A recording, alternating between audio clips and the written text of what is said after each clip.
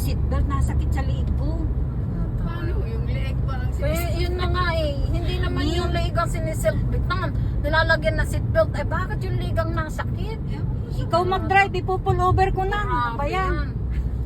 Ano, nasabit dito, ayoko. Ma-ski kasi.